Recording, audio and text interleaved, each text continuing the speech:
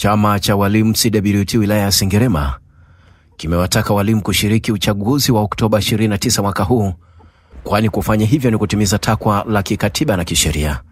Hayo yamesemwa na Zakaria Mganda, mwenyekiti wa chama hicho wilayani hapa, na kuongeza kuwa katiba na miongozo ya chama cha walimu kinatokana na sera ya chama kilichopewa ridhaa na wananchi.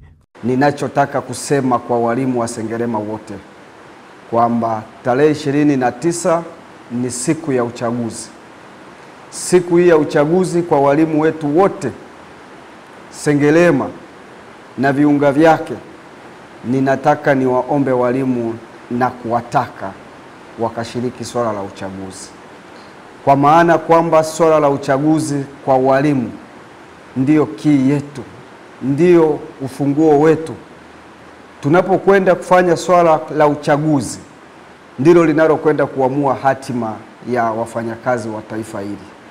Kwa maana kwamba ilani za wafanyakazi zimebebwa kwenye ilani za vyama vya siasa. Twende tukajitokeze, walimu wa Sengerema wote, Buchosa na Sengerema, ni waombe tukajitokeze, twende tukapige kura. Amewataka walimu wote waliopata nafasi ya kusimamia uchaguzi huo kufanya hivyo kwa weledi na kwamba wasiwe chanzo cha kuvuruga amani. Sisi siku hiyo ukimaliza kupiga kura, na wale wote ambao mnako kwenye vituo vya usimamizi, kasimamieni kwa weledi mkubwa. Mkatengeneze historia ambayo inakwenda kuamua maisha bora kwa wafanyakazi wa Tanzania na jamii kwa ujumla.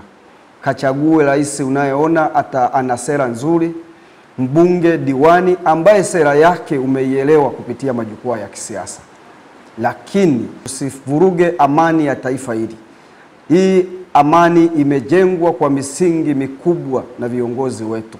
Uchaguzi mkuu wa rais, wa bunge na madiwani utafanyika siku ya Jumatano Oktoba 29 mwaka huu, huku halmashauri mbili za Sengerema na Buchosa zikiwa na wapiga kura walioandikishwa kwa ajili ya zoezi hilo wapatao 490,992 wanaotarajiwa kujitokeza katika zoezi la kupiga kura.